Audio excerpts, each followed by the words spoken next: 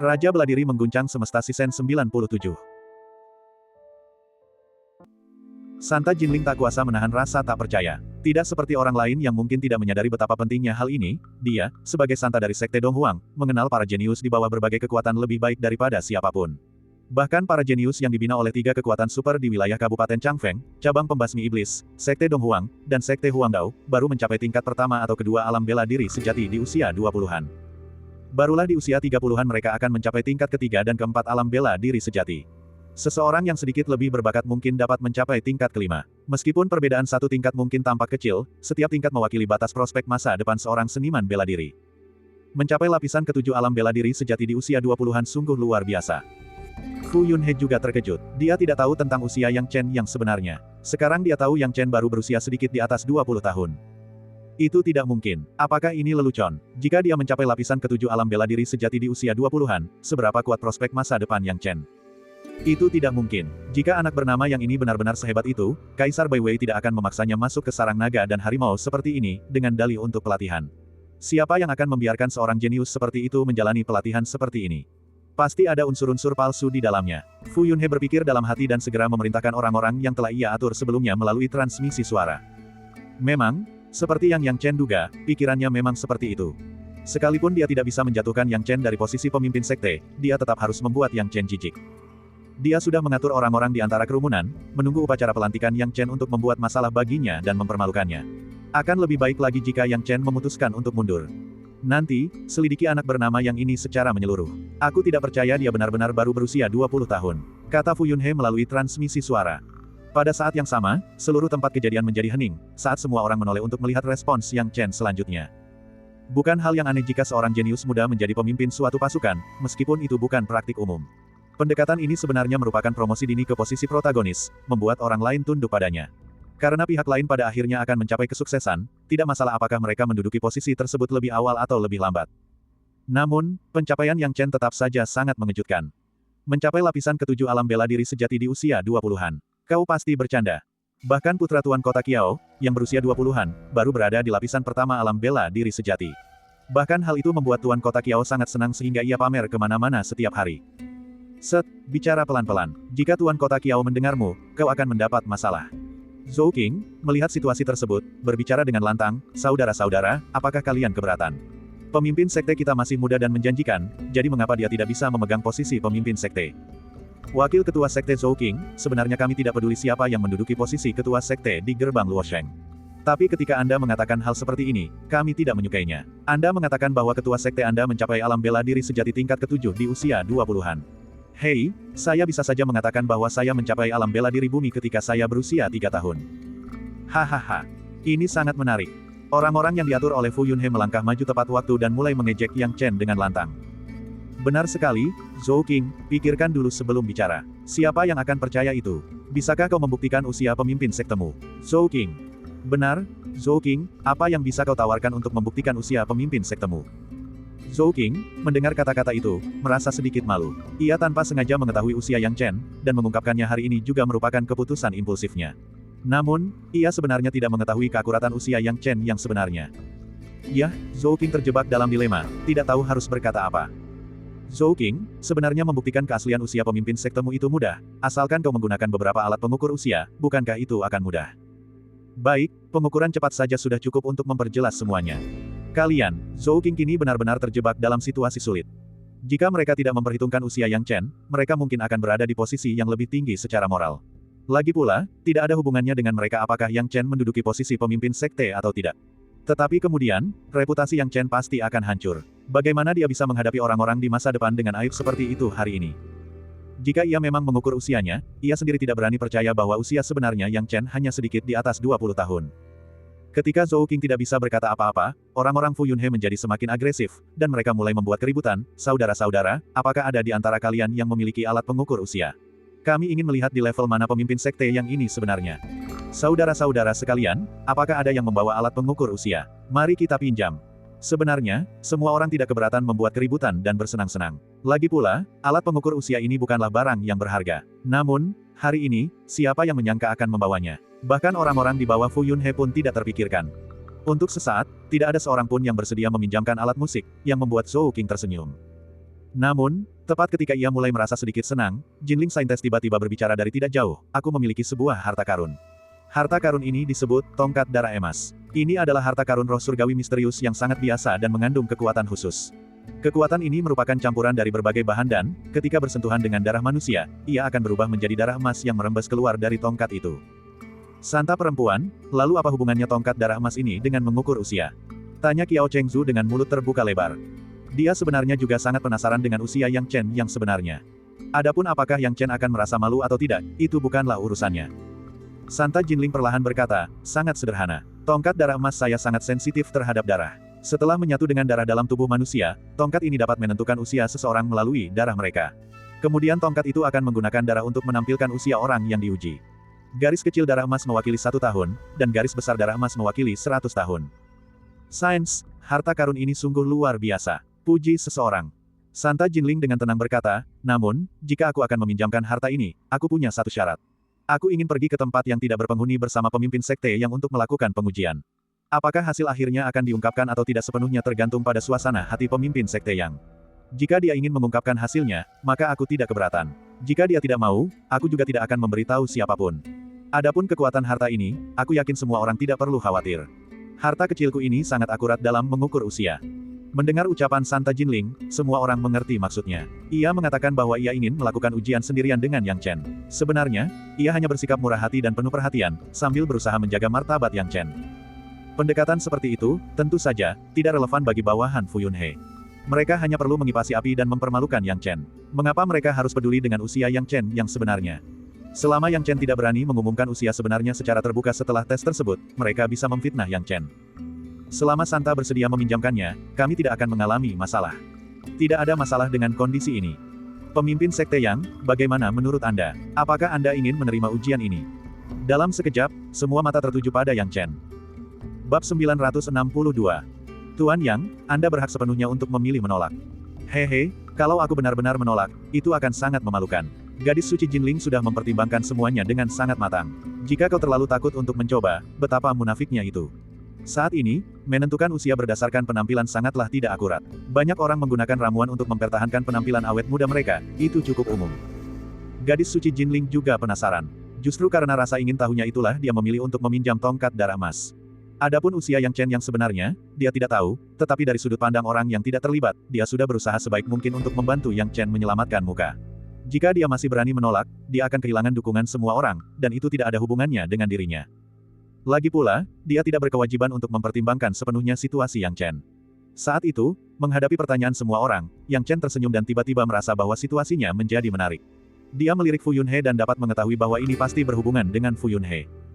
Fu Yunhe akhirnya membuat kehebohan besar di upacara pelantikan pemimpin sekte ini, dan sekarang telah mencapai puncaknya. Bagus. Suasana hanya terasa ketika ramai. Melihat semua orang menanyainya, bahkan Zhou Qing pun kesulitan untuk bersikap netral, Yang Chen berkata, tidak masalah, saya akan mengikuti tes usia ini. Ini adalah tongkat darah emas. Gadis suci Jinling melemparkan sebuah tongkat seukuran lengan ke arah Yang Chen. Yang Chen mengulurkan tangan dan menangkap joran itu. Guru Yang, bagaimana Anda memilih? Anda bisa pergi bersama saya sendirian ke tempat lain untuk mendeteksi bakat. Kata gadis suci Jinling. Yang Chen tidak berniat berhutang budi dan menguap, tidak apa-apa, coba saja di sini. Begitu kata-katanya terucap, suasana menjadi tercengang. Bahkan gadis suci Jinling pun mengerutkan kening, merasa bahwa segala sesuatunya tiba-tiba berada di luar dugaannya. Yang Chen benar-benar berani menguji usianya di depan semua orang. Apakah karena dia putus asa, atau Yang Chen memang benar-benar memiliki kemampuan ini? Sebelum semua orang pulih, Yang Chen memegang tongkat darah emas, dan dalam sekejap, darah menetes ke tongkat itu, menyatu dengannya. Saat darah memasuki tongkat darah emas, seperti yang dikatakan gadis suci Jinling, sejumlah besar darah emas mulai mengalir deras di dalam tongkat tersebut. Darah emas yang kental itu memperlihatkan beberapa garis kecil pada tongkat tersebut. Pada akhirnya, garis keturunan emas itu berhenti di angka 21. Ketika 21 garis itu mengkristal, semua orang melihatnya dengan jelas, dan mereka tak kuasa menahan air liur, menjadi sangat takjub. Ini, apakah garis keturunan emas itu besar atau kecil? Tanya seseorang.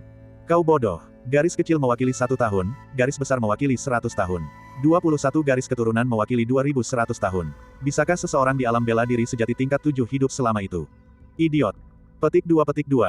Artinya, dia sebenarnya baru berusia 21 tahun. Ini, apa kau bercanda, baru berumur 21 tahun. Setelah hasilnya diumumkan, mereka yang mencoba membuat masalah selama upacara tersebut semuanya bungkam. Usia Yang Chen benar-benar ada di depan mata mereka. 21 tahun, jika Anda mempertanyakannya sekarang, itu berarti mempertanyakan dan menyinggung gadis suci Jinling juga. Saat menatap gadis suci Jinling lagi, bibir merahnya sedikit terbuka karena terkejut, dan matanya dipenuhi keheranan, yang jelas menunjukkan suasana hatinya saat ini. Berusia 21 tahun dan telah mencapai alam bela diri sejati tingkat ke-7, dari mana iblis ini berasal? Sepertinya, seperti kata pepatah lama, selalu ada seseorang yang lebih baik, langit yang lebih tinggi di luar langit ini. Awalnya dia berpikir bahwa para jenius dari sekte Donghuangnya, meskipun bukan yang terkuat, setidaknya tidak akan terlalu jauh tertinggal dari yang lain. Tapi sekarang, Yang Chen melambaikan tangannya dan langsung mengembalikan tongkat darah emas itu, gadis suci Jinling, kembalikan tongkat darah emas ini kepadamu. Sekarang, apakah masih ada yang punya pendapat tentangku? Sebenarnya, dia baru berusia 20 tahun ketika kembali ke keluarga Bai. Tetapi setelah melewati gunung dan sungai dan tiba di Kabupaten Changfeng, waktu yang lama telah berlalu, dan sekarang dia setahun lebih tua, memasuki usia 21 tahun. Setelah hening sejenak, para ahli bela diri yang diundang Fu Yunhe semuanya melirik Fu Yunhe secara diam-diam. Hati Fu Yunhe dipenuhi rasa dendam, tetapi dia tidak akan menyerah begitu saja. Dia diam-diam berkomunikasi dengan bawahannya, dan pada saat yang sama, dia mengincar Yang Chen. Guru Yang, Anda memang memiliki kemampuan untuk mencapai alam bela diri sejati tingkat ke-7 di usia yang begitu muda, tetapi apakah Anda mencapainya melalui pertumbuhan yang berlebihan dan cara-cara yang tidak lazim? Omong kosong, teriak Zhou Qing, jika kau bisa mencapai alam bela diri sejati tingkat ke-7 melalui cara yang tidak benar, aku, sebagai wakil pemimpin sekte, tidak akan membiarkanmu menduduki posisi itu. Fu Yunhe diam-diam tertawa. Sepertinya Zhou Qing benar-benar bersekongkol dengan anak bernama Yang itu. Aku jadi bertanya-tanya bagaimana para pembunuh bayaran yang kukirim mati. Pasti ada hubungannya dengan anak ini, gumam Fu Yunhe. Awalnya, dia mengira Yang Chen memiliki kemampuan itu, tetapi kemudian dia berpikir bahwa itu hanyalah bayangan Zhou Qing. Dia tidak percaya bahwa Yang Chen benar-benar bisa mencapai alam bela diri sejati tingkat ke-7 dan mengalahkan seorang ahli alam bela diri bumi setengah langkah. Oleh karena itu, ia segera mengatur bawahannya, bahkan jika mereka tidak bisa mempermalukan Yang Chen, ia harus mencari tahu kemampuan sebenarnya dari Yang Chen. Wakil Ketua Sekte Zhou, mengapa reaksi Anda begitu berlebihan? Kami belum melihatnya, bukan berarti itu tidak ada. Benarkan. Selain itu, Anda bukan guru yang silin, bagaimana Anda tahu bahwa Yang Chen tidak berkembang secara berlebihan? Mata gadis suci Jinling semakin memanas, dan dia sama penasarannya dengan kekuatan sejati Yang Chen.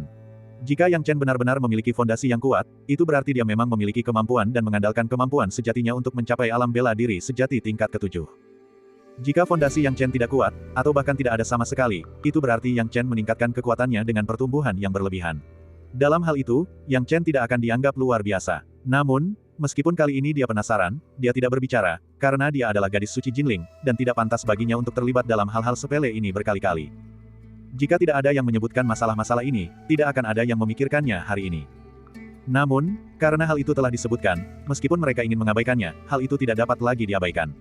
Jika Yang Chen tidak menanggapi, dia akan tampak tidak tulus, dan orang-orang mungkin akan memandang rendah dirinya di masa depan. Reputasi Luo Shengget sudah tercoreng, dan Yang Chen tidak ingin reputasinya sendiri ikut tercoreng. Setelah berpikir sejenak, Yang Chen tertawa dan bergumam, Fu Yunhe, kau benar-benar tahu cara memberiku masalah yang sulit, tapi karena aku tidak bisa bersikap tenang hari ini, lebih baik aku tidak mengungkapkannya. Dengan pemikiran itu, Yang Chen dengan tenang berkata, karena kalian semua mengira aku telah meningkatkan kekuatanku melalui cara eksternal, mudah untuk membuktikannya. Hari ini, aku akan berdiri di sini, dan siapapun yang ingin menantangku bisa datang. Selama mereka adalah seniman bela diri di bawah alam bela diri bumi, aku akan menerima mereka semua. Bab 963. Setelah mendengar kata-katanya, banyak orang yang melirik dengan curiga. Apa yang dibutuhkan oleh pemimpin sebuah sekte dan sebuah kekuatan? Mereka membutuhkan semacam keberanian untuk menghadapi tantangan apapun, baik itu pasukan maupun bencana alam. Jika seorang pemimpin sekte bahkan tidak memiliki keberanian seperti ini, bagaimana mereka bisa memimpin orang lain? Di mata Jinling Saintes, awalnya ia mengamati Fu Yunhe dan Zhou Qing, mengira mereka adalah kandidat untuk menjadi pemimpin sekte. Namun, setelah mengamati mereka, ia merasa kecewa. Hanya dengan melirik Fu Yunhe, ia dapat mengetahui bahwa ia kurang ambisi, dan pikirannya yang sempit tidak mampu mentolerir orang lain. Ia bukanlah seseorang yang bisa menjadi pemimpin atau mencapai hal-hal besar. Masa depannya terbatas. Adapun Zhou Qing, meskipun ia memiliki ambisi tertentu, ia kurang memiliki daya pikat seorang pemimpin.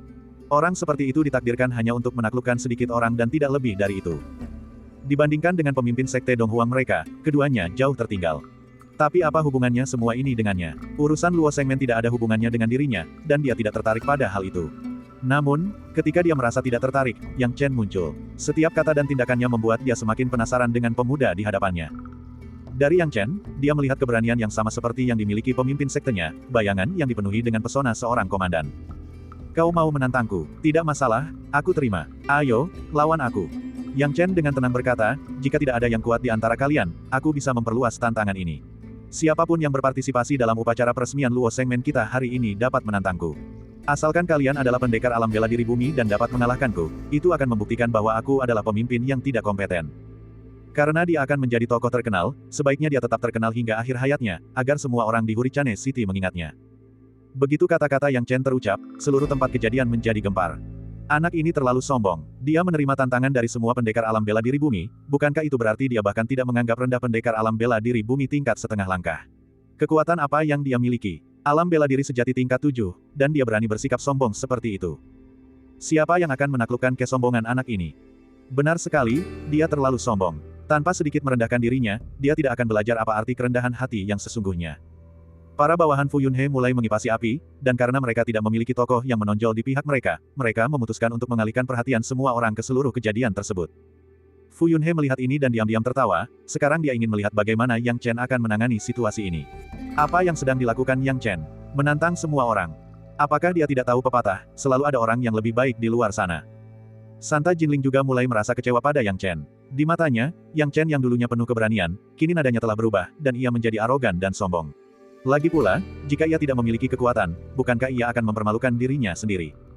Seorang pendekar alam bela diri sejati tingkat 7 menantang pendekar tingkat 8 dan 9 akan mengejutkan, tetapi masih dapat diterima. Namun Yang Chen menantang pendekar alam bela diri bumi. Meskipun demikian, Yang Chen tetap tenang, berdiri di sana dengan tangan di belakang punggungnya, mengabaikan tatapan orang lain. Dia punya alasan untuk melakukan ini, karena jika tidak, dia tidak akan bisa menyingkirkan niat Fu Yunhe. Dia harus memberitahu Fu Yunhe bahwa dia bukanlah orang yang mudah diprovokasi. Pada saat yang sama, ia juga ingin menyebarkan ketenarannya ke setiap sudut Hurichane City, dan bahkan lebih jauh lagi. Zhou Qing cukup percaya diri pada Yang Chen kali ini. Meskipun orang lain tidak mengetahui kekuatan Yang Chen, dia sangat menyadarinya. Semua orang kini larut dalam diskusi, jelas sangat tertarik dengan tantangan yang akan datang. Tidak ada yang memalukan jika kalah dalam tantangan melawan pemimpin sekte Luo Sengmen. Lagi pula, Luo Sengmen adalah kekuatan teratas di kota badai. Tetapi jika kau menang, ketenaranmu akan meroket, langsung melampaui Yang Silin dan menjadi tokoh terkenal di kota badai. Siapa yang tidak ingin meraih ketenaran dalam satu langkah? Siapa yang tidak ingin menjadi terkenal melalui satu pertarungan? Kini kesempatan itu terbentang tepat di depan mereka. Namun, sebagian besar orang masih memilih untuk mengamati dan menunggu, karena takut akan kemungkinan jebakan. Penguasa kota badai, Qiao Chengsu, duduk di kursinya, mengelus dagunya, tenggelam dalam pikiran. Pengawal angkatan laut, kekuatan alam bela diri bumi setengah langkahmu seharusnya sudah stabil sekarang, kan? Tatapan penguasa kota Qiao tertuju pada seorang prajurit di dekatnya. Prajurit yang dikenal sebagai pengawal laut itu dengan tergesa-gesa menjawab dengan hormat, melapor kepada penguasa kota, kekuatan alam bela diri bumi setengah langkahku memang stabil. Bagus, tidak buruk. Apakah kau tertarik menantang pemuda bermarga yang itu? Ini kesempatan bagimu, kata penguasa kota Qiao sambil tersenyum tipis. Dia tidak perlu menunjukkan belas kasihan kepada Luo Sengmen. Jika dia bisa, dia tidak akan ragu untuk menusuk mereka dari belakang, seperti sekarang. Mendengar itu, Marine Guard tanpa ragu berkata, saya ingin mencobanya, dan saya harap Tuan Kota akan memberi saya kesempatan. Baiklah, beri pelajaran pada pemuda sombong ini, dan biarkan dia tahu bahwa selalu ada orang yang lebih kuat di luar sana. Jangan lupakan teknik telapak 8 ekstremitas yang secara pribadi telah kuajarkan padamu. Perintah penguasa kota Qiao dengan tegas. Ya, pasukan marinir dengan antusias bergegas maju. Begitu naik ke panggung, dia langsung berteriak lantang, Tuan Yang, saya, Zhang Dehai, menantang Anda hari ini. Apakah Anda berani menerima tantangan ini? Begitu kata-katanya selesai, pengawal laut langsung menunjukkan kekuatan alam bela diri bumi setengah langkahnya, memberikan tekanan yang cukup pada Yang Chen. Dia adalah pengawal Tuan Kota Qiao, Zhang Dehai. Kudengar dia sangat dihargai oleh Tuan Kota Qiao, dan bahkan menerima ajaran sejati dari teknik khas Tuan Kota Qiao, telapak 8 ekstremitas. Aku juga pernah mendengarnya. Telapak 8 ekstremitas terkenal karena keganasannya dan ketidakpastiannya, menempati peringkat teratas di antara semua metode kultivasi. Namun, Yang Chen tetap tenang dan berkata dengan acuh tak acuh, apa yang perlu ditakutkan? Melihat persetujuan Yang Chen, Zhang Dehai merasa gembira dan tertawa terbahak-bahak. Bagus sekali, Tuan Yang, Anda memang punya nyali. Rasakan telapak tanganku. Begitu kata-katanya selesai, Zhang Dehai mengayunkan telapak tangannya, yang seketika berubah menjadi ungu. Kemudian, banyak rune muncul dari telapak tangannya. Rune-rune yang padat, berjumlah ribuan, berkumpul tinggi di langit dan membentuk telapak tangan raksasa. Telapak tangan raksasa itu menekan langsung dari langit, menargetkan Yang Chen. Ini adalah telapak tangan 8 ujung. Konon, jurus 8 ujung telapak tangan itu sulit diprediksi dan dikenal sebagai raja teknik jurus telapak tangan di antara metode kultivasi. Aku tidak tahu bagaimana orang bernama yang ini akan menghadapi jurus 8 ujung telapak kaki. Sulit untuk menahan jurus andalan penguasa kota Qiao. Terlebih lagi, ada perbedaan kekuatan alam bela diri. Zhang Dehai kini merasa yakin akan kemenangannya. Namun, pada saat itu, Yang Chen dengan santai melambaikan tangannya dan menyerang dengan telapak tangannya sendiri. Dalam sekejap, serangan telapak tangannya terkumpul menjadi satu. Telapak awan gelap gunung hitam, teriak Yang Chen dengan suara rendah. Saat kata-katanya terucap, sebuah kekuatan penindas yang sangat kuat tiba-tiba menyebar, membentuk bayangan telapak tangan ilusi yang sangat besar. Kamu menggunakan teknik telapak tangan, aku juga akan menggunakan teknik telapak tangan. Nah, mari kita lihat teknik telapak tangan siapa yang lebih ampuh. Bab 964. Hasilnya jelas, jurus telapak delapan ekstremitas Zhang Dehai memang kuat, tetapi jika dibandingkan dengan jurus telapak awan gelap gunung hitam milik Yang Chen, jurus itu masih kalah. Teknik telapak tangan yang mengandung garis keturunan beruang hitam gunung hitam, seekor binatang raja, langsung menekan jurus telapak delapan ekstremitas. Kemudian terjadilah keruntuhan Zhang Dehai. Zhang Dehai awalnya mengira bahwa teknik telapak tangannya yang mendalam pasti akan mengalahkan Yang Chen. Namun, ketika Yang Chen juga memperlihatkan teknik telapak tangannya, dia menyadari betapa salahnya pemikirannya. Jurus tinju delapan anggota tubuhnya dihancurkan oleh jurus telapak awan gelap gunung hitam milik Yang Chen.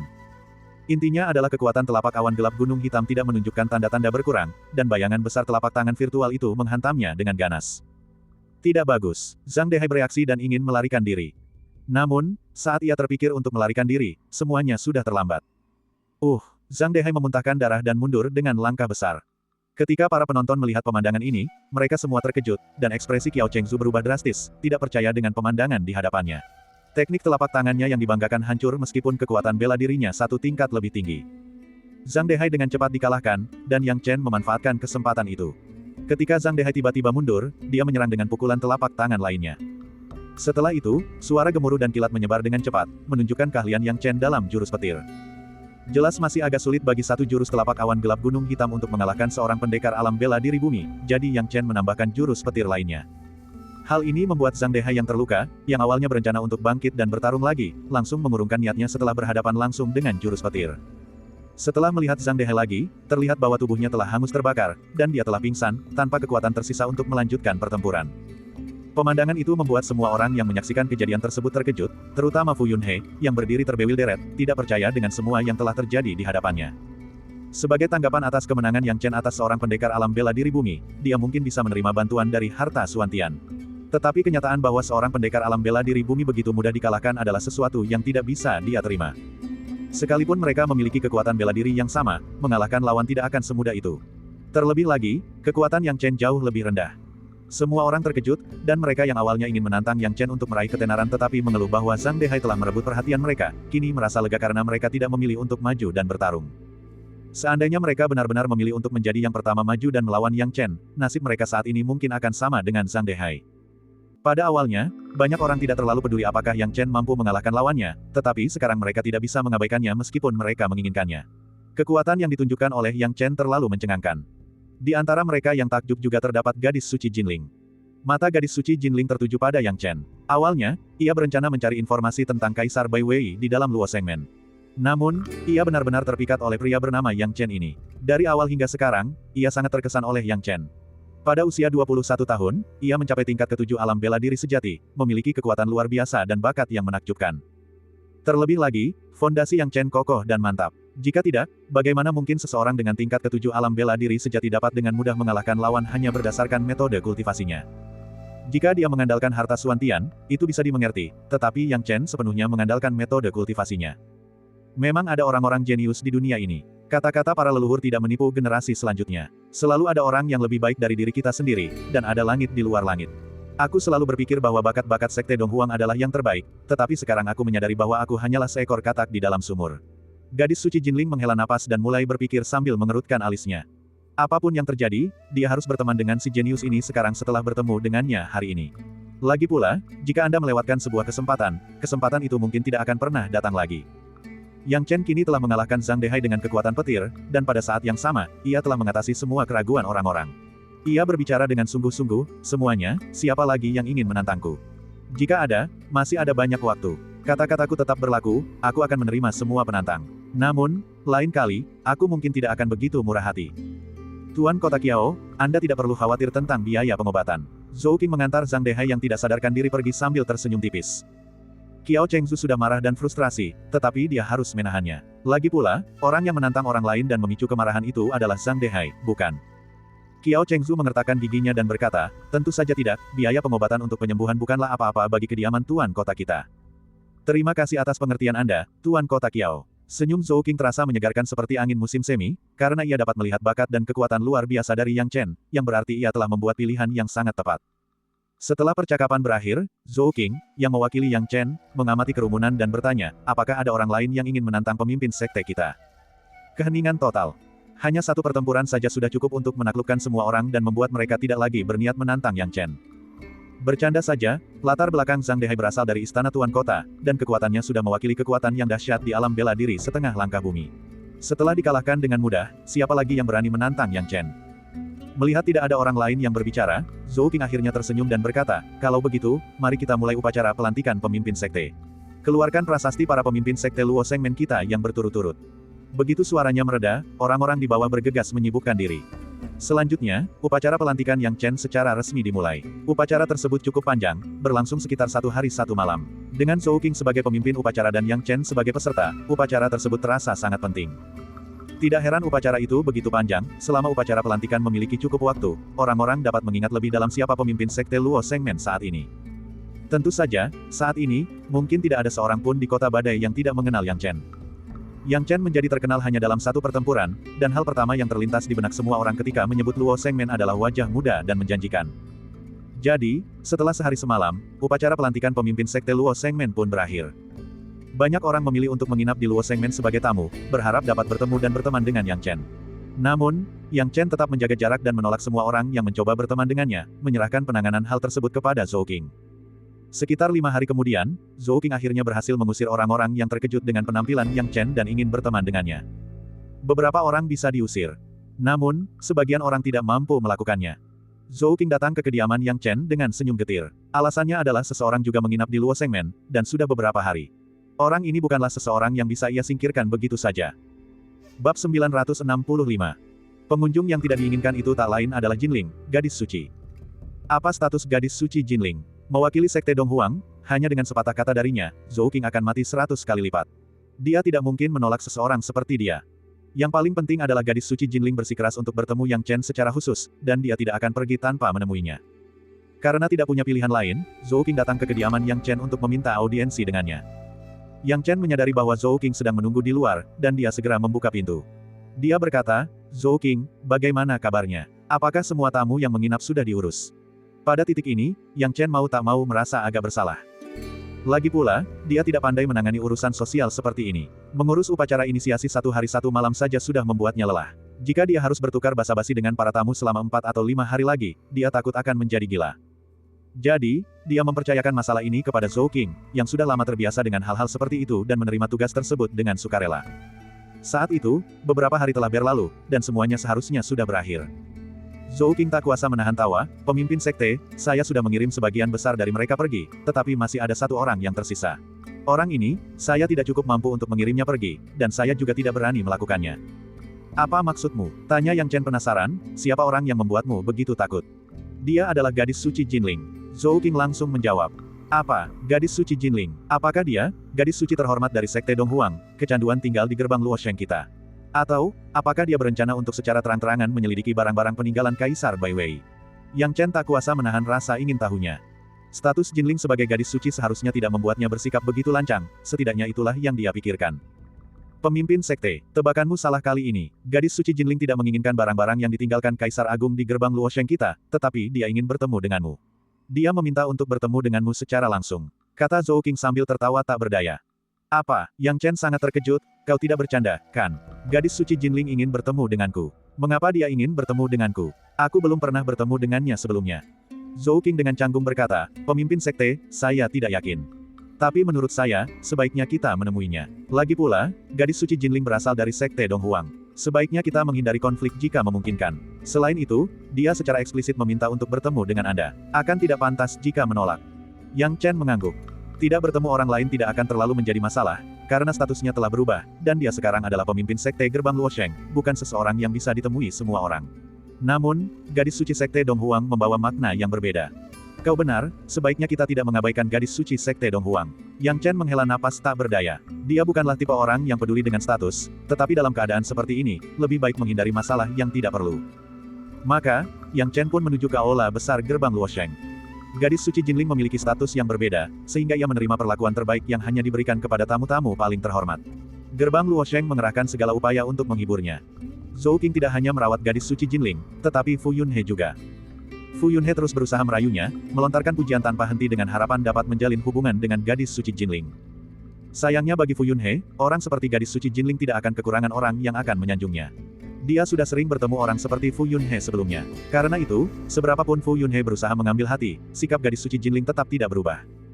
Hal ini membuat Fu Yunhe mengumpat dalam hati, tetapi dia benar-benar tidak berdaya. Akhirnya, ketika Yang Chen tiba, sikap gadis suci Jinling yang biasanya pendiam tiba-tiba berubah. Mata cerah gadis suci Jinling dengan cepat tertuju pada Yang Chen. Bagaimanapun, dialah orang yang paling ingin dia temui hari ini. Fu Yunhe, terima kasih telah merawat gadis suci. Kau boleh pergi sekarang, kata Yang Chen. Mungkinkah perasaan Fu Yunhe menyenangkan? Setelah merawatnya selama setengah hari, Yang Chen datang dan ingin dia pergi. Itu tidak akan semudah itu. Dia berharap gadis suci Jinling akan membiarkannya tinggal karena dia telah berusaha keras. Sayangnya, kenyataan pahit membuatnya menyadari bahwa gadis suci Jinling tidak berniat untuk mempertahankannya. Fu Yunhe tidak punya pilihan selain dengan canggung berkata, "Ya, pemimpin sekte." Setelah menyampaikan kata-katanya, Fu Yunhe meninggalkan tempat kejadian. Yang Chen duduk di kursi utama aula besar, menuangkan teh dan secara pribadi mengirimkannya kepada gadis suci Jinling sebagai tanda keramahan. Gadis suci Jinling telah melihat semuanya, menyadari bahwa terkadang hal-hal yang terlalu mewah bisa menjadi pertanda buruk. Teh dan air putih saja sudah cukup. Gadis suci Jinling memiliki banyak teh berkualitas dan buah-buahan segar di depannya tetapi bahkan tidak mencicipinya, menunjukkan standar yang tinggi. Sekarang setelah Yang Chen menyajikannya secangkir teh biasa, dia tersenyum dan menunjukkan minat yang tulus. Dia memutar cangkir itu, membuka giginya yang putih bersih, dan tertawa pelan sebelum menyesapnya. Kudengar perawan suci ingin bertemu denganku. Yang Chen langsung ke intinya. Memang benar, kata gadis suci Jinling sambil tersenyum. Aku ingin tahu alasan di balik kunjungan gadis suci ini, tanya Yang Chen. Bibir merah gadis suci Jinling sedikit bergetar, apakah aku butuh alasan untuk bertemu Tuan Muda Yang? Setelah mendengar itu, Yang Chen berpikir sejenak sebelum tiba-tiba bertanya, kalau begitu, bolehkah aku mengetahui nama gadis suci itu? Dalam menanyakan namanya, niat Yang Chen jelas. Jika gadis suci Jinling hanya datang untuk menggodanya atau untuk hal lain, dia tidak akan memberitahukan nama aslinya. Namun, jika gadis suci Jinling ingin berteman dengan Yang Chen, dia akan memberitahukan namanya. Terkadang, bertukar nama bisa menjadi jembatan terbaik untuk berkomunikasi. Gadis suci Jinling telah mengalami berbagai macam kejadian sejak kecil. Dia sangat mengerti maksud Yang Chen. Bahkan, dia semakin mengagumi Yang Chen karena meskipun masih muda, dia tidak dangkal dibandingkan dengan para jenius yang sombong dan mudah terbongkar. Dengan bibir merahnya sedikit terbuka, gadis suci Jinling mengungkapkan namanya, namaku Ruan Jinling. Ruan Jinling, Yang Chen menatap gadis suci Jinling dengan penuh pertimbangan. Di masa depan, tuan muda yang bisa memanggilku Nona Ruan atau Nona Jinling, tidak perlu memanggilku gadis suci. Kedengarannya terlalu jauh, mari kita saling memperlakukan sebagai teman saja. Tentu saja, itu jika tuan muda yang tidak keberatan. Ruan Jinling tersenyum main-main. Bagaimana mungkin Yang Chen tidak memahami niat Ruan Jinling sekarang? Tujuannya jelas, dia ingin berteman dengannya. Hal ini membuat Yang Chen tertawa dan menangis. Ia selalu ingin tidak menonjol, tetapi entah bagaimana, ia malah menjalin hubungan dengan gadis suci Jinling. Yang terpenting, gadis suci Jinling ingin berteman dengannya, jadi ia tidak bisa menolaknya. Jika dia menolaknya, bukankah itu akan membuatnya sangat marah? Bab 966. Adapun identitasnya sebagai Yang Chen, hubungannya dengan Sekte Huangdao tidak begitu baik, dan sebagai Bai Yunfei, dia telah sepenuhnya menyinggung cabang pembasmi iblis. Yang Chen tidak ingin menyinggung Sekte Donghuang dengan identitas barunya sebagai pemimpin Sekte Luo Shengmen sekarang. Karena pihak lain ingin berteman dengannya dan itu tidak membebaninya biaya apapun, dia setuju. Jika Nona Ruan bersedia menganggapku sebagai teman, itu akan menjadi suatu kehormatan bagiku. Bagaimana mungkin aku meremehkan Nona Ruan? Yang Chen berkata dengan tenang, ngomong-ngomong, bagaimana Nona Ruan bisa mendapat kesempatan datang ke kota badai dari Sekte Donghuang? Ini juga sesuatu yang membuatnya penasaran. Ruan Jinling tidak punya alasan untuk datang ke kota badai, karena letaknya 100.000 mil jauhnya dari Sekte Donghuang. Ini juga hal yang ingin saya diskusikan dengan Tuan Muda Yang. Karena sekarang kita berteman, saya tidak akan menyembunyikan apapun. Ruan Jinling berkata dengan lembut, alasan saya datang ke kota badai adalah untuk mengirimkan surat undangan, mengundang berbagai sekte berpengaruh ke Sekte Donghuang kami untuk menghadiri konferensi diskusi Dao yang diadakan bersama oleh sekte kami, keluarga Bai Pembantai Iblis, dan Sekte Huangdao. Konferensi diskusi Dao, Yang Chen tak kuasa menahan rasa penasaran. Tujuan di balik ketiganya menyelenggarakan acara ini bersama pastilah sangat penting.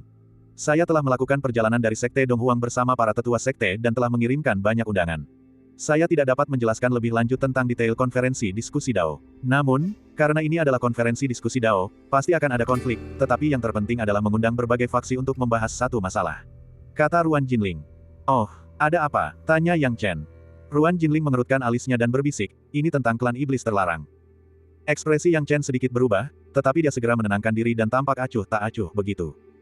Dia mengira 3 faksi besar tidak tahu apa-apa tentang klan iblis larangan, tetapi sekarang tampaknya dia telah meremehkan mereka. Orang-orang tidak bodoh, dan mustahil bagi mereka untuk tidak mengetahui tentang klan iblis larangan.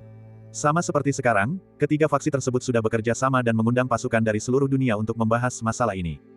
Adapun konferensi diskusi Dao, kemungkinan besar tujuannya adalah untuk memutuskan siapa yang akan menjadi pemimpin aliansi atau hal semacam itu. Tentu saja, detail spesifiknya hanya akan diketahui pada konferensi diskusi Dao. Jadi, maksud Nona Ruan adalah Luo Shengmen saya juga memenuhi syarat untuk berpartisipasi dalam konferensi diskusi Dao ini. Tanya Yang Chen. Ruan Jinling tersenyum dan berkata, sebenarnya, ketika saya pertama kali memulai perjalanan ini, saya sudah memiliki rencana tentang kekuatan mana yang akan saya undang di sepanjang jalan. Awalnya, tidak ada lagi kekuatan yang layak diundang di jalan dari kota Badai ke Kabupaten Changfeng. Saya berencana untuk langsung pergi ke cabang utama keluarga Bai dan mengirimkan undangan terakhir, lalu menyelesaikan tugas. Saya datang ke Luo Shengmen karena desas-desus tentang beberapa hubungan antara Luo Shengmen dan Kaisar Bai Wei.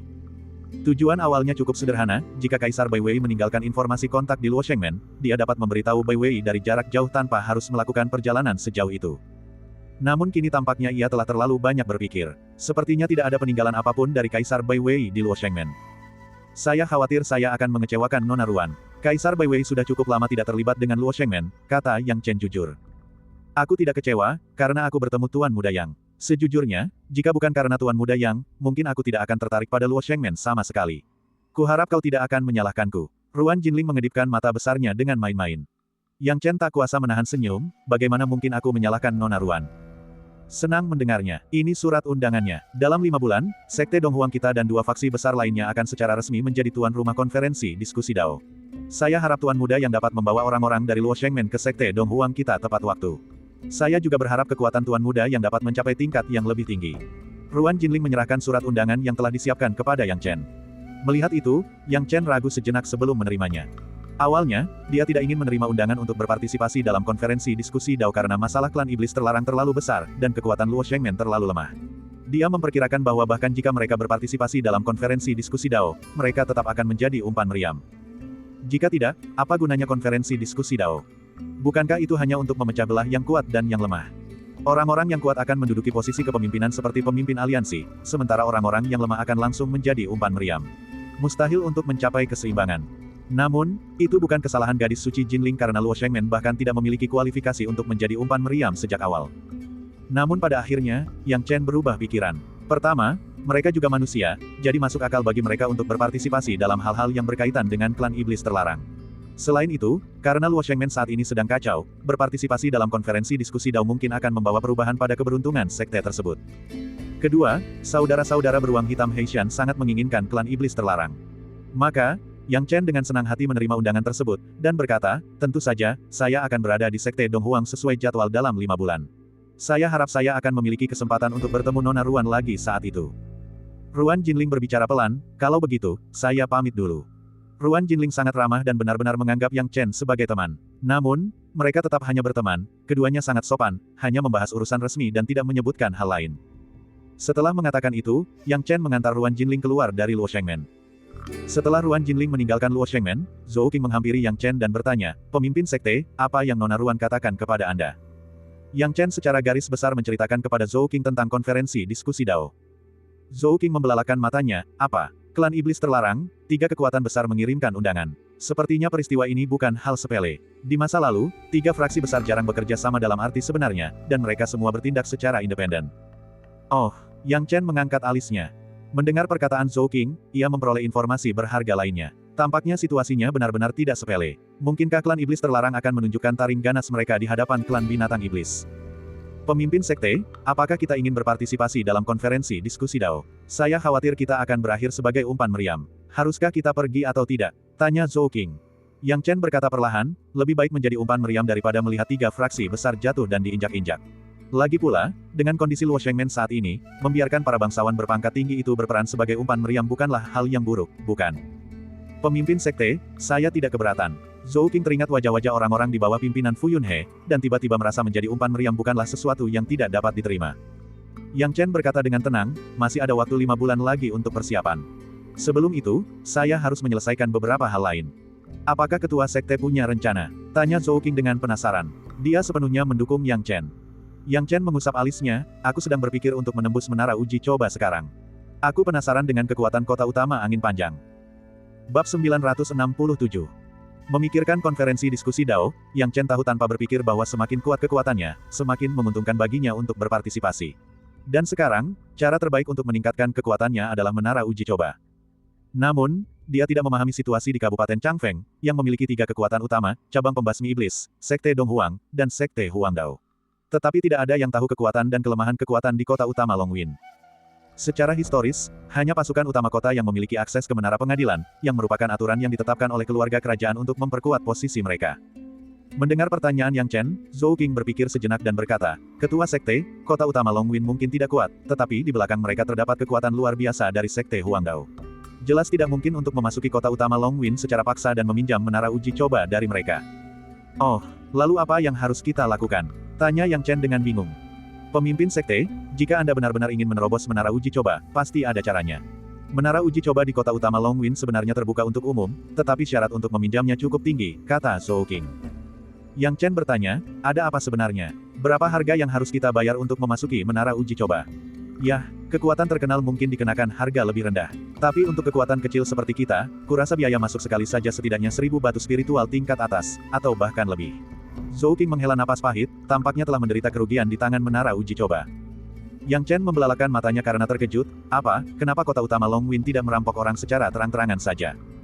Sebenarnya, ini bukan salah kota utama Longwin. Kota itu sudah lama dijadikan alat oleh Sekte Huangdao untuk menghasilkan uang menggunakan menara uji coba, Zhou Qing menggelengkan kepalanya. Jika hanya bergantung pada kekuatan pribadi kota utama Longwin saja, mereka tidak akan berani mematok harga setinggi itu. Alasan harga yang selangit itu adalah karena Sekte Huangdao mengendalikannya dari belakang. Selama Sekte Huangdao yang berkuasa, siapa yang berani mempertanyakan harga menara uji coba di Kabupaten Changfeng? Yang Chen merasa tak berdaya, dan Sekte Huangdao benar-benar tahu cara berbisnis, menghasilkan uang dengan mengeksploitasi menara ujian. Masalah paling krusial adalah Kaisar terlalu jauh untuk mengendalikan hal-hal seperti itu, dan selama tidak ada yang memusnahkan pasukan utama kota, kecil kemungkinan keluarga kerajaan akan turun tangan untuk angkat bicara. Apakah ada cara lain? Tanya Yang Chen. Meskipun dia tidak peduli dengan batu roh, jika ada cara lain, dia tidak akan mau membuang uangnya untuk ketidakadilan ini.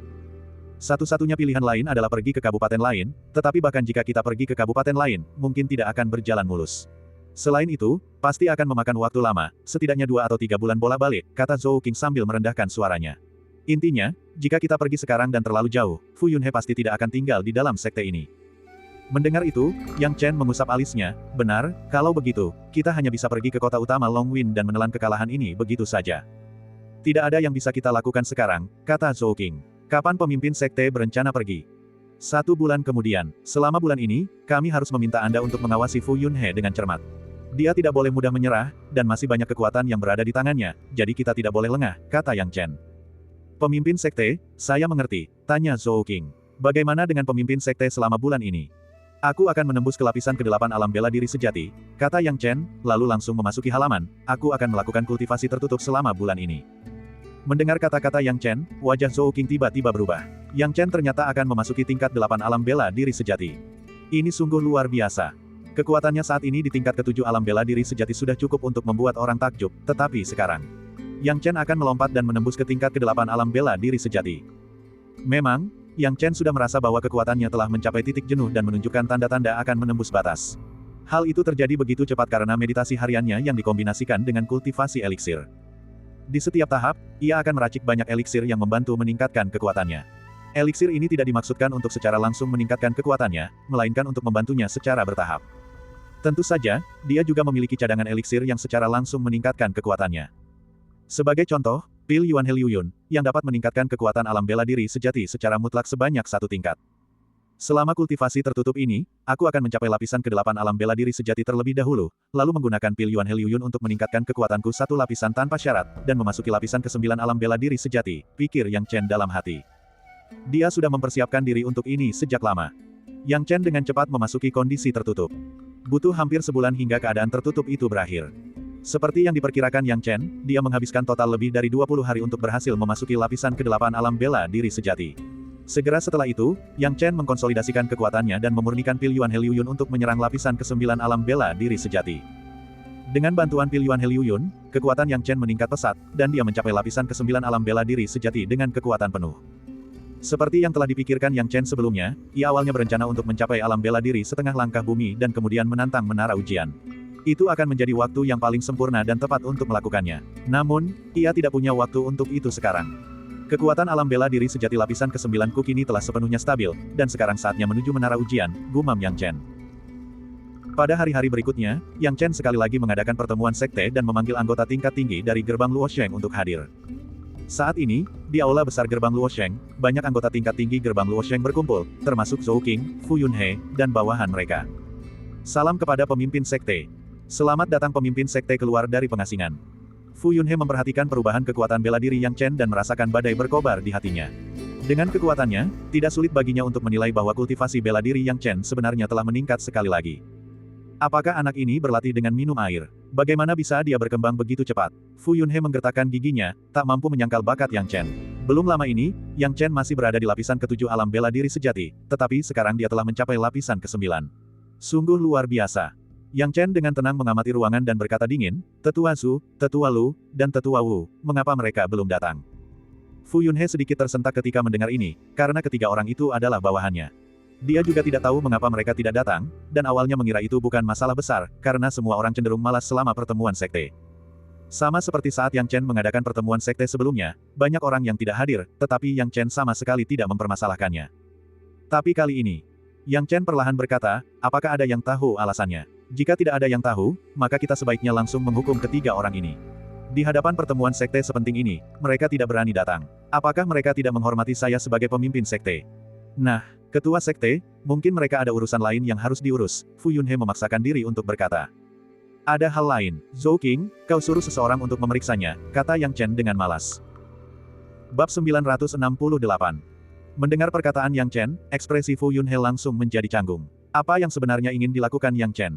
Yang Chen meminta Zhou Qing untuk mengawasi anak buahnya, bukankah itu untuk mencegahnya melindungi mereka? Jika anak buahnya sekarang melakukan sesuatu yang memalukan dan Zhou Qing menangkap mereka basah, masalahnya tidak akan sepele. Bagaimana mungkin Fu Yunhe tidak memahami niat Yang Chen? Yang Chen ingin menegakkan otoritas setelah menjabat sebagai pemimpin sekte. Zhou Qing langsung setuju dan berkata, pemimpin sekte, mohon tunggu sebentar. Tidak masalah. Yang Chen mengangguk, lalu berkata, Fu Yunhe, kau benar. Aku harus pergi melihat apa yang mereka lakukan sekarang. Jika mereka benar-benar sibuk dengan urusan penting, mungkin tidak pantas untuk menghukum mereka dengan mudah. Fu Yunhe merasa ingin menangis. Apakah dia tidak mengenal anak buahnya lebih baik daripada siapapun? Melakukan pekerjaan penting, mereka mungkin hanya bermain-main. Dia menatap Yang Chen dalam-dalam dan tiba-tiba menyadari bahwa pemuda ini adalah pilihan terbaik dari segi kecerdasan dan bakat. Mengapa dia harus menjadi musuh? Jadi, mereka menunggu selama sekitar setengah jam.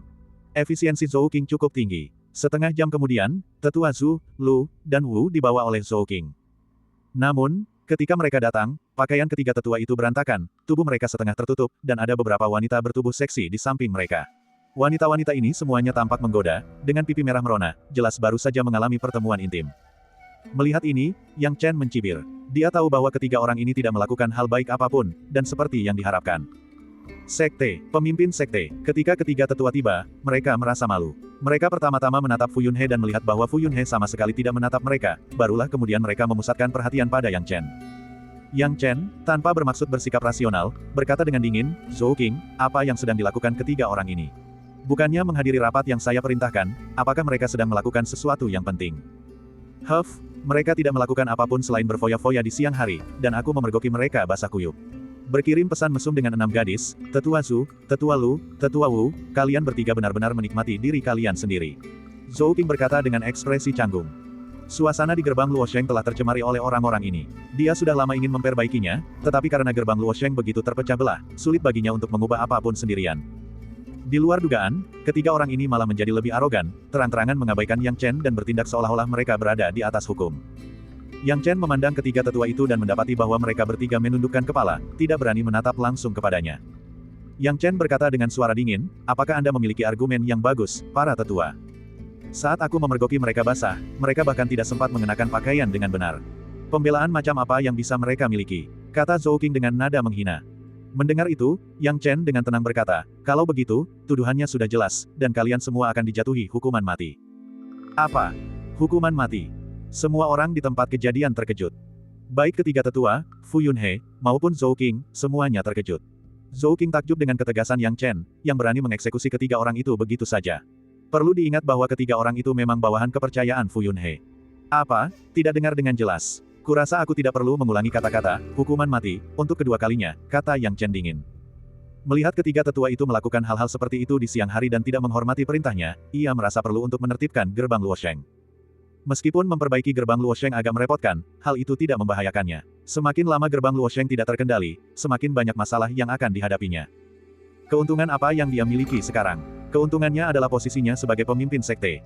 Tidak, ketua sekte. Masalah ini masih bisa dibahas lagi. Ketiga tetua itu akhirnya merasa takut. Fu Yunhe segera berdiri dan menjelaskan, pemimpin sekte, masalah ini masih bisa dinegosiasikan. Lihat, tidak apa-apa untuk menghukum mereka, tetapi tidak perlu membunuh mereka secara langsung. Itu terlalu kejam, ketiga orang ini adalah kekuatan penting dari gerbang Luosheng kita. Jadi maksudmu, aku tidak kuat sekarang, aku tidak dianggap sebagai kekuatan penting, dan jika aku membuat sedikit masalah, aku bisa dijatuhi hukuman mati. Kata Yang Chen dingin. Ini, Fu Yunhe tiba-tiba terdiam. Yang Chen berkata tanpa ekspresi, apakah menurutmu hukuman mati adalah masalah? Baiklah, kau bisa kembali dan meninjau peraturan gerbang Luosheng. Pasal 42 Peraturan Sekte Gerbang Luosheng menyatakan bahwa mereka yang tidak mematuhi perintah pemimpin sekte, jika memiliki alasan yang sah, tidak akan dihukum. Jika tidak memiliki alasan yang sah, mereka akan dijatuhi hukuman mati. Fu Yunhe, katakan padaku apakah tindakan ketiga orang ini dapat dianggap sebagai alasan yang sah? Atau kau sudah melupakan peraturan sekte? Kata-kata Yang Chen bagaikan jarum tajam, menusuk di tempat yang paling menyakitkan. Apalagi Fu Yunhe, bahkan Zhou Qing hampir lupa seperti apa aturan mainnya. Memang, peraturan yang ditinggalkan oleh leluhur tua gerbang Luosheng hampir menjadi selembar kertas bekas. Tidak ada yang memperhatikan peraturan tersebut secara khusus. Zhou Qing tidak menyangka bahwa Yang Chen tidak hanya membaca peraturan dengan saksama, tetapi juga menggunakan peraturan tersebut untuk menahan Fu Yunhe sepenuhnya.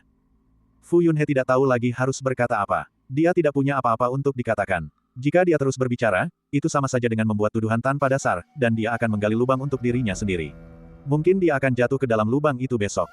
Selain itu, dalam situasi di mana kekuatan mereka setara, dia hanya bisa bersikap rasional. Terdapat dua kekuatan utama di gerbang Luosheng, yaitu Zhou Qing dan Fu Yunhe. Namun, selain beberapa kekuatan netral, orang-orang di bawahnya tidak sepenuhnya setia kepadanya. Banyak orang yang memperhatikan, jika dia berani melindungi ketiga orang itu saat ini, dia sendiri akan ikut terseret. Jadi, apakah ada orang lain yang keberatan? Nada suara Yang Chen dingin. Tidak, jawab Zhou Qing lebih dulu. Aku juga tidak. Kemudian, para bawahan Zhou Qing pun ikut menyuarakan pendapat mereka satu persatu. Dalam sekejap mata, ketiga tetua yang bersalah itu tampak benar-benar terisolasi. Tetua Zhu, Lu, dan Wu memandang Fu Yunhe seolah-olah sedang berpegangan pada secercah harapan dan berteriak lantang, pemimpin sekte, selamatkan kami. Anda harus menyelamatkan kami. Pemimpin sekte, omong kosong. Aku bukan lagi pemimpin sekte gerbang Luosheng, jangan bicara omong kosong. Pemimpin sekte, aku juga menyarankan agar ketiga orang itu dijatuhi hukuman mati dan dieksekusi sekarang juga. Fu Yunhe buru-buru berkata, melihat ketiga tetua memanggilnya pemimpin sekte, merasakan kejutan tiba-tiba di hatinya. Dia sudah tidak peduli lagi untuk melindungi ketiga orang ini. Jika ketiga orang ini masih hidup, mereka malah bisa menyeretnya ke jurang kehancuran. Oh, Yang Chen menatap Fu Yunhe, mencibir dalam hati. Fu Yunhe benar-benar tegas, dia mengkhianati bangsanya sendiri tanpa ragu sedikitpun. Baiklah, apakah ada yang keberatan? Tanya Yang Chen. Keheningan menyelimuti tempat itu. Tidak seorang pun berani mengatakan apapun lagi. Saat itu, melihat para tetua Zhu, Lu, dan Wu, mereka sudah benar-benar putus asa. Bab 969. Saat itu, mereka bertiga duduk di sana seperti ayam kayu, putus asa di satu saat, merasa seperti makhluk abadi di saat lain, dan sekarang, mereka telah jatuh ke titik terendah dalam sekejap, berharap mereka bisa memulai dari awal. Namun, pada pertemuan sekte terakhir, banyak orang yang absen, dan tidak terjadi apa-apa. Mengapa Yang Chen tiba-tiba menanggapi masalah ini dengan serius kali ini? Seandainya mereka bisa, betapa mereka ingin memulai dari awal. Ada begitu banyak momen bahagia yang bisa dipilih, tetapi mengapa mereka memilih momen ini? Mata mereka dipenuhi penyesalan. Mereka mengira Yang Chen hanyalah penghalang biasa, tetapi mereka tidak menyangka penghalang ini bisa dengan mudah membunuh mereka. Fu Yunhe, kau berani mengkhianati kami. Bagaimana mungkin kami begitu setia padamu? Tetua Wu tak tahan lagi dan berdiri, mengutuk Fu Yunhe. Melihat bahwa mereka tidak bisa hidup lebih lama lagi, kedua tetua lainnya juga berdiri, menunjuk hidung Fu Yunhe dan berteriak, ingin menyeret Fu Yunhe jatuh bersama mereka. Melihat skenario ini, Yang Chen tidak terburu-buru untuk berurusan dengan ketiganya. Pertama, dia ingin menyaksikan pertarungan sengit itu berlangsung, dan kedua, dia penasaran ingin melihat informasi menarik apa yang bisa diungkapkan oleh ketiga tetua itu. Mungkin akan menguntungkan baginya untuk mengalahkan Fu Yunhe. Itulah sifat manusia, dan itu juga harga yang harus dibayar Fu Yunhe karena menyatukan sekelompok orang yang terpecah belah. Orang-orang ini akan berbagi berkat dengannya, tetapi ketika menghadapi kesulitan, mereka mungkin tidak selalu mendukungnya. Mereka bisa saja menjerumuskannya kapan saja, membuatnya merasakan penderitaan yang sama seperti mereka. Fu Yunhe melihat bahwa ketiga tetua itu mengincarnya, dan ingin membongkar perbuatannya. Ia tak tahan lagi dan berteriak, "Pemimpin sekte, ketiga orang ini sungguh memalukan. Siang ini, mereka melakukan hal-hal seperti itu terhadapmu. Aku tidak butuh bantuan siapapun. Aku akan membunuh mereka sendiri." Begitu kata-katanya terucap, Fu Yunhe bertindak tanpa menunggu persetujuan Yang Chen. Seketika itu juga, ki sejati berubah menjadi angin kencang, seperti pisau, menebas tubuh ketiga tetua itu. Dia bertindak begitu cepat sehingga Yang Chen tidak sempat menghentikannya. Tujuan Yang Chen adalah untuk mencegah Fu Yunhe membungkam ketiga orang itu dan membiarkan mereka mengungkap lebih banyak kejahatan Fu Yunhe. Namun, jelas bahwa Fu Yunhe tidak akan membiarkan mereka mengungkapkan apapun, jadi dia dengan cepat mengambil nyawa mereka. Sayang sekali ketiga tetua itu meninggal di tangan orang yang pada akhirnya mereka ikuti. Di kehidupan selanjutnya, mereka harus lebih berhati-hati dalam memilih seseorang untuk diikuti. Secara keseluruhan, Yang Chen masih sangat senang. Dia berbicara perlahan, "Tetua Fu benar-benar panutan bagi gerbang Luosheng kita. Kudengar ketiga orang ini adalah pengikut setia Tetua Fu. Karena Tetua Fu begitu saleh dan membunuh mereka, aku tidak perlu khawatir tentang dia di masa depan. Selama tidak ada rasa bersalah, semua orang akan diperlakukan sama." Mendengar kata-kata itu, Fu Yunhe merasa seperti ditusuk pisau, membuatnya ingin bertarung melawan Yang Chen sampai mati. Apa maksud dari ucapan Yang Chen? Itu adalah peringatan yang jelas bagi bawahannya, jika Fu Yunhe bisa membunuh tetua Zhu, Wu, dan yang ketiga hari ini, dia juga bisa membunuh mereka di masa depan. Mereka harus berpikir jernih. Yang Chen tidak takut dengan keraguan hati orang-orang ini. Itulah yang membuatnya paling bahagia. Meskipun dia tidak mendapatkan informasi berguna dari ketiga tetua itu, kematian mereka tetap mendorong Fu Yunhe ke sorotan publik. Bawahannya memang tidak dapat diandalkan sejak awal, dan sekarang setelah kejadian ini, prestise Fu Yunhe semakin menurun. Saat itu, meskipun Fu Yunhe dipenuhi amarah, dia harus berkata, "Pemimpin sekte, Anda bercanda. Ketiga orang ini telah melakukan kesalahan besar. Sudah sepatutnya mereka disingkirkan, jika tidak, mereka akan menimbulkan kerusakan di dalam sekte." Ngomong-ngomong, pemimpin sekte, apa tujuan diadakannya pertemuan sekte hari ini? Dia buru-buru mengganti topik pembicaraan, karena tidak ingin membahas masalah ini lebih lama lagi. Sudah hampir sebulan sejak Santa Jinling pergi. Saya kira tetua Zhou Qing sudah menyampaikan beberapa hal tentang konferensi diskusi Dao. Saya harap kalian semua sudah siap sehingga ketika saya kembali dari perjalanan, kita dapat dengan lancar menuju sekte Donghuang, kata Yang Chen. Pemimpin sekte, kemana Anda akan pergi dalam perjalanan ini? Fu Yunhe segera bertanya. Yang Chen memandang Fu Yunhe dengan penuh minat, mengetahui niat rubah tua itu, dan berkata, "Aku berencana pergi ke kota utama Angin Panjang. Dalam perjalanan ini, aku akan ditemani oleh wakil ketua sekte Zhou Qing dan yang lainnya. Aku berharap tetua Fu dapat tinggal di gerbang Luosheng, mengurus sekte, dan menangani urusan internal dengan baik, tanpa hambatan apapun." Setelah mendengar itu, Fu Yunhe sangat gembira. Apapun yang sedang dilakukan Yang Chen di kota utama Longwin, kepergian Yang Chen bersama Zhou Qing dan beberapa orang lainnya adalah kesempatan yang diberikan oleh surga. Dia bisa bertindak tanpa batasan di dalam gerbang Luosheng, melakukan banyak hal, dan menunggu kembalinya Yang Chen. Saat itu, dia tidak percaya bahwa dia tidak bisa membunuh Yang Chen dengan semua persiapan yang telah dia lakukan.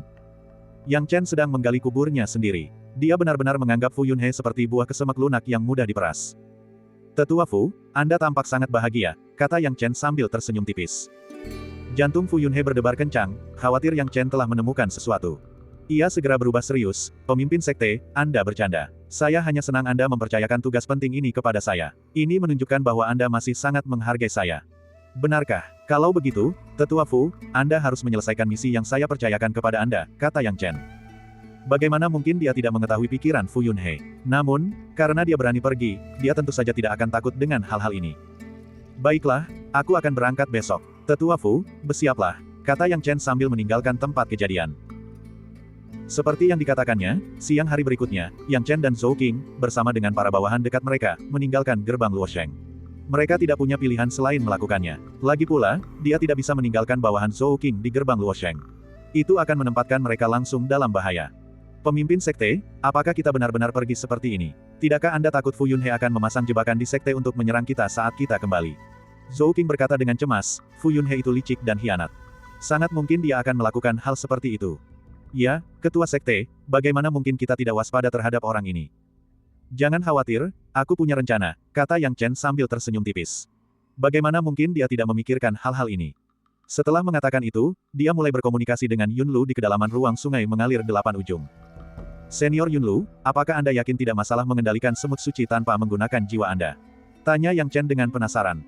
Tuan muda, tenanglah. Saya telah melatih semut suci. Sekarang, semut suci akan mematuhi perintah tanpa syarat. Selama Anda menanamkan rasa ilahi di dalam jiwa mereka, mereka tidak akan bertindak di luar batas. Mereka akan melakukan yang terbaik untuk membantu Anda mengumpulkan semua informasi berharga. Yunlu tertawa, saat kau kembali, yang perlu kau lakukan hanyalah menyelidiki jiwa mereka untuk mengumpulkan informasi yang dikumpulkan oleh semut suci selama mereka berada di gerbang Luosheng. Bab 970. Secara total, kau telah menempatkan lebih dari 3.000 semut suci di berbagai sudut gerbang Luosheng. Apapun yang terjadi di dalam gerbang Luosheng akan direkam oleh semut suci.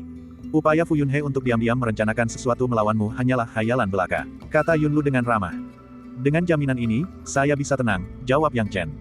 Dia telah menempatkan semut suci di setiap sudut gerbang Luosheng, dengan total lebih dari 3.000 semut. Semut-semut itu sangat tersembunyi ketika berada di tempat rendah, dan jika dikombinasikan dengan kekuatan jiwa ilahi tingkat ketiga alam bela diri bumi dan bantuan suku manusia ikan, bahkan Fu Yunhe pun tidak akan menyadari apapun. Sekalipun 1 atau 2 semut terpapar, itu tidak akan terlalu berpengaruh. Dengan demikian, Yang Chen melakukan perjalanan bersama Zhou Qing dan yang lainnya ke kota utama Longwin. Kepergian mereka dari kota Hurichane menimbulkan kehebohan, karena Yang Chen telah cukup terkenal di kota Hurichane selama waktu ini, menarik perhatian semua orang pada tindakannya. Namun, insiden ini tidak menimbulkan banyak kekacauan, hanya beberapa hari kemudian, ketenangan kembali ke Hurichane City, seolah-olah badai sedang mengintai. Setengah bulan kemudian, kota utama Longwin dipenuhi aktivitas, dengan Sekte Huangdao sebagai tulang punggungnya. Jelas sebagai kekuatan utama kota, ia telah menjadi pusat perdagangan yang dipenuhi berbagai kamar dagang dan orang-orang yang lewat. Sulit membayangkan berapa banyak batu roh yang memasuki kota setiap harinya. Kota utama Longwin telah menjadi lebih makmur dari sebelumnya. Sekte Huangdao memperlakukannya seperti boneka. Kota ini terlalu mudah tunduk, kata Zhou Qing dengan suara rendah. Baiklah, karena kita sudah di sini, jangan menjelek-jelekkan kota utama Longwin. Mari kita cari penginapan dulu, lalu mulai bertanya tentang menara uji coba. Instruksi Yang Chen. Menjadi pemimpin Sekte Gerbang Luosheng memiliki keuntungannya tersendiri. Tanpa perlu terjun langsung, bawahannya mengatur semuanya, mereka menemukan penginapan dan mengumpulkan informasi. Dalam sekejap mata, semuanya sudah siap. Salah satu orang kepercayaan Zhou Qing, Luo Zun, kembali dengan tergesa-gesa dan berkata, pemimpin sekte, saya sudah mendapatkan informasinya, menara uji coba terletak di dalam kota, buka 24 jam sehari untuk orang luar. Namun, untuk masuk, Anda harus mencari seseorang dari kota utama Longwin untuk memandu Anda. Oh, seorang pemandu, Yang Chen memahami maksudnya. Apa yang mereka sebut sebagai pemandu sebenarnya hanyalah cara untuk memperjelas bahwa Anda harus menyepakati harga terlebih dahulu. Siapa yang akan menunjukkan jalan jika Anda tidak memberi mereka cukup makan? Zhou Qing bertanya, Luo Zun, apakah kau sudah mengetahui semuanya? Siapa yang harus kita cari? Akan sia-sia jika kau hanya mendapatkan setengah informasinya. Jangan khawatir, Wakil Ketua Sekte, saya punya semua informasinya. Untuk memasuki menara ujian, kita harus menemukan Lin, pengurus kota utama Angin Panjang. Saya juga sudah tahu di mana dia biasanya tinggal. Namun, biaya masuknya mungkin agak tinggi, kata Luo Zun dengan canggung. Ada berapa batu roh? Tanya Yang Chen. 100 batu roh tingkat atas, jawab Luo Zun dengan senyum pahit. Zhou Qing tak kuasa menahan amarahnya dan mengumpat, kota utama Longwin hanya berusaha memeras orang sampai kering. Mereka mengenakan biaya yang sangat mahal hanya untuk bertemu seseorang. Apa bedanya dengan perampokan? Bukankah mereka juga merampok orang dengan jumlah batu roh sebanyak itu? Mereka hanya mengeksploitasi orang secara diam-diam untuk mendapatkan batu roh. Orang-orang yang mampu membayar biaya selanjutnya tidak akan peduli dengan 100 batu roh tingkat atas. Mereka yang tidak mampu tentu saja tidak akan ikut serta, Yang Chen menggelengkan kepalanya. Dia tidak setuju dengan pendekatan ini, tetapi ketika dihadapkan dengan taktik yang tidak tahu malu seperti itu, dia tidak punya pilihan selain menurutinya. Baiklah, tidak ada gunanya mengeluh. Mari kita menetap di kota utama Longwin selama sehari dan beristirahat. Besok, ikuti aku menemui pelayan Lin itu. Perintah Yang Chen. Dengan demikian, sekelompok pelancong yang kelelahan akibat perjalanan mereka beristirahat di kota utama Longwin selama sehari, dan memulihkan vitalitas mereka. Keesokan harinya, mereka melanjutkan perjalanan ke kediaman pelayan Lin sesuai rencana mereka. Seperti yang telah mereka ketahui sebelumnya, ketika mereka tiba di halaman, penjaga gerbang langsung meminta batu roh. 100 batu roh tingkat atas. Setelah Anda membayar, Anda dapat masuk dan menemui pelayan Lin. Anda perlu memahami bahwa pelayan Lin adalah orang yang sangat sibuk dan penting. Ada banyak orang yang ingin menemuinya, jadi Anda harus membayar sedikit harga, kata penjaga itu sambil tersenyum, mengucapkan kalimatnya dengan lancar seolah-olah dia telah mengucapkannya berkali-kali sebelumnya. Tanpa berdebat, Yang Chen memberikan batu roh kepada penjaga itu. Setelah menerima batu roh, penjaga itu tidak menimbulkan masalah bagi Yang Chen dan teman-temannya. Sebaliknya, dia memberi jalan bagi mereka untuk masuk. Saat mereka memasuki halaman, seorang pelayan tua datang menyambut mereka. Pria tua itu, dengan sikap berwibawa, berkata, kalian pasti datang untuk menemui pelayan Lin. Mohon tunggu, karena beliau sedang bertemu dengan orang lain, tetapi akan segera bertemu. Saya mengerti, Yang Chen mengangguk. Kelompok itu segera duduk di halaman dan, setelah menunggu selama setengah jam, pelayan tua itu pergi dan seorang pria paruh baya yang gemuk muncul di hadapan mereka.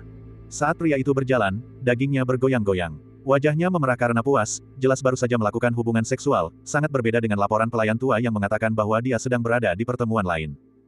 Pelayan Lin, sapa Yang Chen sambil berdiri. Silakan duduk, kata Lin Stewart, sambil menggoyangkan tubuhnya yang gemuk dan menuangkan teh dengan senyum. Saya kira kalian semua di sini untuk membahas menara uji coba. Memang benar, jawab Yang Chen, tanpa berlama-lama berbicara dengan pelayan Lin.